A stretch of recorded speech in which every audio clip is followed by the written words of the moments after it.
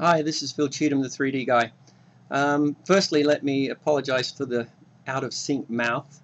I know it looks like a Japanese ninja movie, but I'm trying to capture the screen and the video at the same time so you can see the biofeedback application, the AmmTrainer3D, at the same time as you see what I'm doing with the sensor.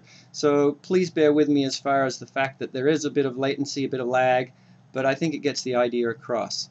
Anyway, I'm going to demonstrate now the presets to show you how we can set different presets automatically, or different templates can come in and set all the parameters for us in one click.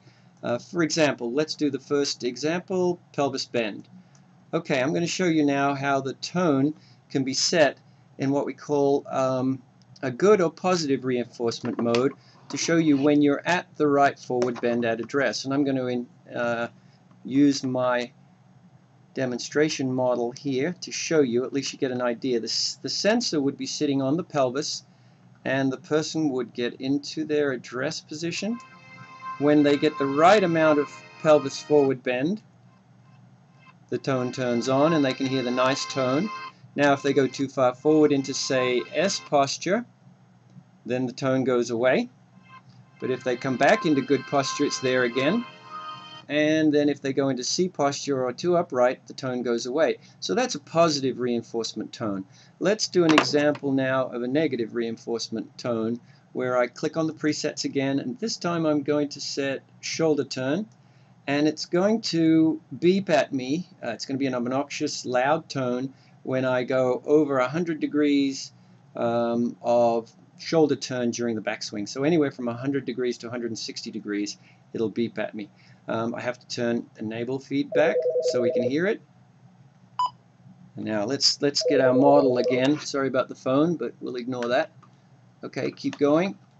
Now initially he's standing at, let's say, there's address, and that's pretty darn close to 0.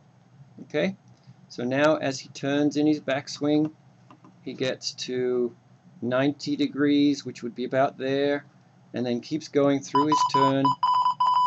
Boom. So he's passed 100 degrees of turn, too much shoulder rotation, so we get the nasty bad tone. So it comes back in. So in this case, the golfer with the sensor on their shoulders would not want to hear that tone. If they hear that tone, they know they've gone too far. So there's two examples of how we can do it with a positive reinforcement and a negative reinforcement. And by the way, this can work on a cell phone as well, so you could be doing these practice drills out on the driving range. I think next I'll probably show you how it works on the cell phone. Stay tuned.